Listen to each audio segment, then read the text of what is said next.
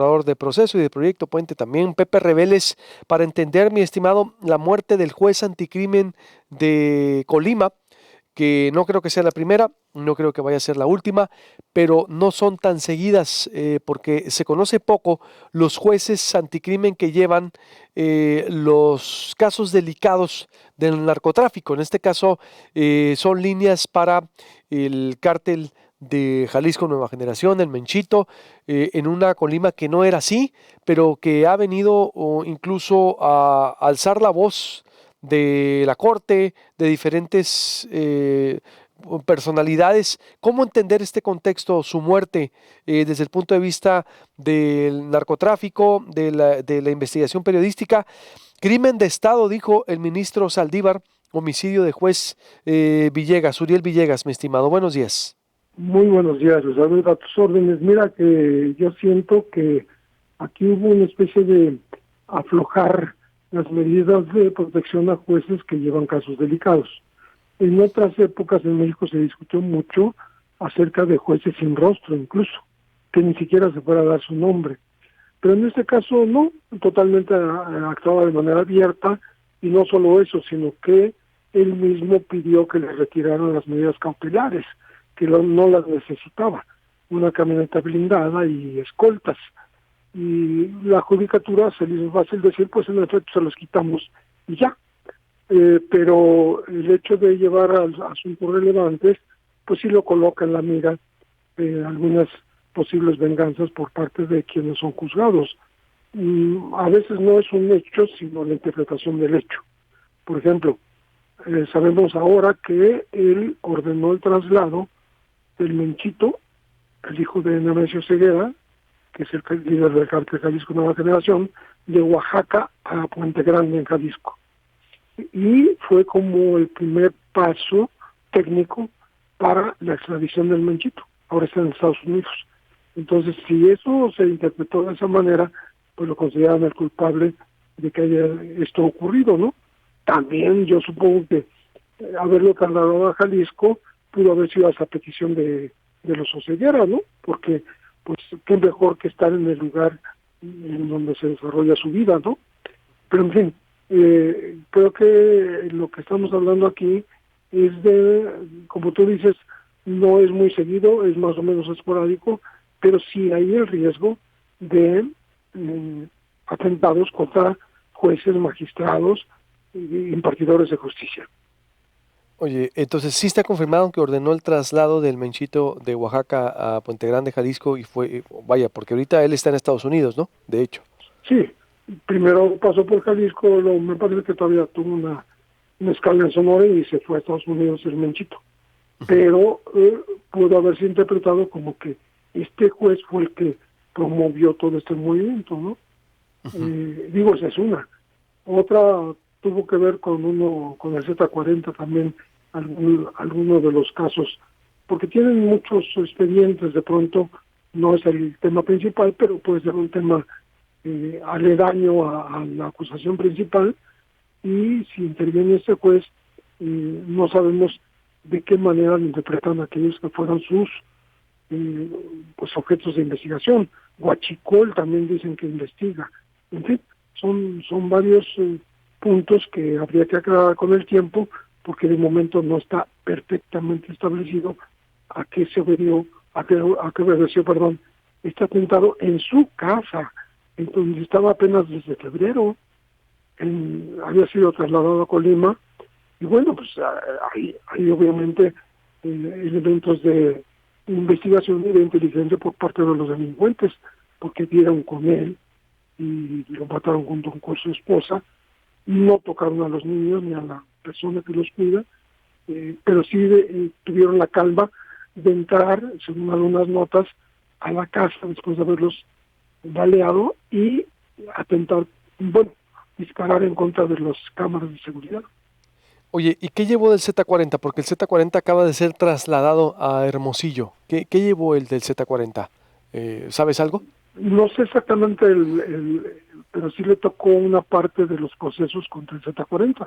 Posiblemente también tenga que ver con el traslado, porque esto, su especialidad, pues, juicios abiertos, tal vez lo llevó a hacer lo mismo con el Mencho que con el Z40. Aunque hasta ahorita pues no se sabe de dónde vino la venganza, o pudiera enmarcarse, No hay claridad en no, eso, pudiera enmarcarse de una pero no especie. hay duda de que fue directamente un atentado en contra de él. Así lo dijo el propio ministro Saldívar, y no fue accidental, no fue un asalto, no fue parte de la violencia terrible que hay en Colima, ¿no? Que se ha vuelto el estado con más alto porcentaje de homicidios dolosos en el país, siendo un estado con pocos habitantes. Eh, Ese es un muy buen tema también. ¿Por qué Colima, antes de irme a Colima, qué debería de pasar? Porque ayer le preguntaba también a la colega que entrevistábamos, Colima no estaba así, era de los estados más tranquilos, recuerdo, de la República. Se Y descompuso. hay ejemplos de algunos estados que pasaron de la calma absoluta Ujú. a esta crispación total de crímenes, de atentados, una violencia totalmente incontrolada, como podría ser no solo Colima, sino por ejemplo en su momento Guanajuato, Querétaro, Baja California Sur. Son estados que tuvieron una paz, digamos, durante años, y de pronto se convirtieron en sitios de disputa de los grupos criminales. ¿Qué debiera, pero ¿por qué exactamente? ¿De algún grupo en específico o porque o se volvió tierra fértil para el narcotráfico con Lima? Yo creo que hay una combinación de factores, entre otros, pues la cercanía del puerto Manzanillo, donde se reciben sustancias ilícitas del extranjero, todavía todas las drogas sintéticas, en fin, el, el cargamento más grande de cocaína en la historia fue justamente en Manzanillo, en fin, son sitios estratégicos, vamos a decirlo de esta manera, que de pronto los abandonan y de pronto los pelean y quieren tener el dominio sobre el territorio, los grupos criminales. Te pregunto por último, Pepe Reveles, ¿qué debieran, todos los jueces que están investigando narcotráfico debieran tener seguridad especializada, me imagino, aunque no creo que tampoco sea garantía, pero se confirmó también que él no traía guardaespaldas, por ejemplo. No, pero además exhibieron la carta en donde él dice que no los necesita, que se los pueden retirar. Ujú.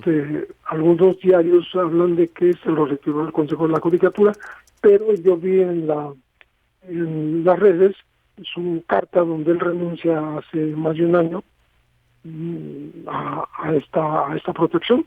Entonces, no, de hecho hace 2 años renuncia a esta protección. Entonces, pues yo creo que va a volver la discusión, me sospecho que va a ponerse otra vez sobre la mesa esta polémica de si deben haber jueces sin rostros, si debe haber anonimato para algunos que juzguen a criminales peligrosos, que es un tema que se debatió y bueno, en Colombia los hubo.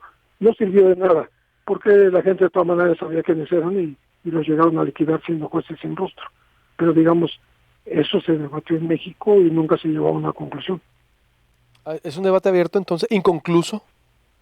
Sí, Eso está interesante porque en Colombia sí se aplicó. Ahorita, de hecho, me voy con Jorge Restrepo, el director del Centro para la Violencia en Colombia, porque en Colombia y en Italia, en Italia pero, también, exactamente, los jueces pero sin fue más rostro. eficiente el tema en Italia que en Colombia. Ujú. Por alguna razón estructural del país, del tipo de salvaguardas, de la secrecía, de los candados que deben amarrar una decisión como esta, ¿no? ¿Tú consideras que sí deben de tener, por eso te insisto, o seguridad especial? Él renunció. Yo creo que es necesario que, así como algunos funcionarios del Poder Ejecutivo y del Poder Legislativo, del Poder Judicial, tienen esta protección, pues esto se estudie bien y se le dé a quienes realmente la necesitan. Es una decisión del Consejo de la Judicatura, pero también de un Servicio de Protección Federal que tiene varios miles de mexicanos protegidos. Me parece que leí que 8,000. ¿Cuántos? ¿8,000? Sí, ¿A nivel nacional? sí, a nivel nacional. pero tendría que confirmarlo porque he estado leyendo la información y me quedé con esa cifra. De todas maneras, sí existe un servicio de protección federal. Las cosas un poquito cambian con el cambio de régimen y no sé si ahora dependen de Seguridad Pública, de la Guardia Nacional, en fin, porque cambian de descripción a veces, ¿no? Entonces, todo esto hay que revisarlo. Y yo creo que sí, los jueces, para hacer bien su trabajo, lo dijo la ministra Olga Sánchez Cordero, lo mataron porque estaba haciendo bien su trabajo. Entonces, bueno, escuché por ahí un comentarista diciendo, bueno, las señales que si haces bien tu trabajo te matan, pues no, no debe ser así, ¿no? Más bien debes garantizar la protección de estas personas que están pues en un riesgo inminente, permanente y real. No es un invento. Están tratando temas muy delicados. Pues eso es lo que llega y ese es el mensaje, es decir, que el que hace bien su trabajo, pues mira el destino, es decir, nos quejamos de jueces que no están a la Corruptos. altura de la circunstancia, corruptos, que se dejan cooptar con el crimen, que no están del lado de los ciudadanos, que tienen miedo, y los que no tienen miedo, mira el destino. Y luego nos cuestionamos la parte de que la seguridad no es necesaria y deben de renunciar a privilegios, y si renuncian a la seguridad, mira, es decir, es un debate muy, la verdad, interesante, Pepe Reveles. Yo creo que se va a volver a encender esa polémica Sí, y me parece, yo opino que sí hay que darle protección a cierto tipo de juzgadores porque abordan temas muy, muy delicados y bueno, tienen familia, como ese joven juez con su mujer joven y sus niños pequeños, ¿no? Pues deben ser salvaguardados. totalmente. Pues te agradezco mucho, Pepe. Se va a abrir el debate. 8,000 dices que tienen protección a nivel nacional. Chécalo Y por ahí. Ajá. muy bien. Pero sí debieran, ¿crees tú también que los que están involucrados tener ese servicio especial, ¿no? Sí es necesario. O Muchísimas gracias, muy reforzarlo. amable. Gracias, buenos días. Buenos Pepe días. Reveles, le recuerdo, suscríbase al canal de YouTube. Usted nos puede ver desde su oficina, desde su casa, a cualquier hora del día o en vivo desde las 6:30 de la mañana, hora Hermosillo. Son 2 horas antes del centro del país, que serían a las 8:30, hora Ciudad de México, en el canal de YouTube. Suscríbase, póngale Proyecto Puente. En Facebook, saludos a la gran comunidad en Facebook. Saludos, por supuesto, a todos los que están en los teléfonos, en las aplicaciones de Proyecto Puente, en proyectopuente.com.mx. Y si está en su carro, si se va a subir a su carro, póngale el 88.1 FM, La Voz del Pitic. Corte y vuelvo al caso Colombia, en verdad, cómo funciona ya, cómo fue en la época del narcoterror de Pablo Escobar. Hubo esa figura exacta de jueces sin rostro, como también lo hay en Italia, y aquí en México. ¿Cómo es posible que a un juez que sí hace bien las cosas termine así? ¿Cuál es el estímulo que le damos a los impartidores de justicia, que siempre nos quejamos que en México no hay justicia, y cuando alguien está haciendo justicia, lo matan? ¡Qué terrible! Voy con este caso. El INCO saca el índice de competitividad para los estados. ¿Cómo está Sonora? Le voy a comentar. Los árboles que necesita Hermosillo, ¿cuáles son?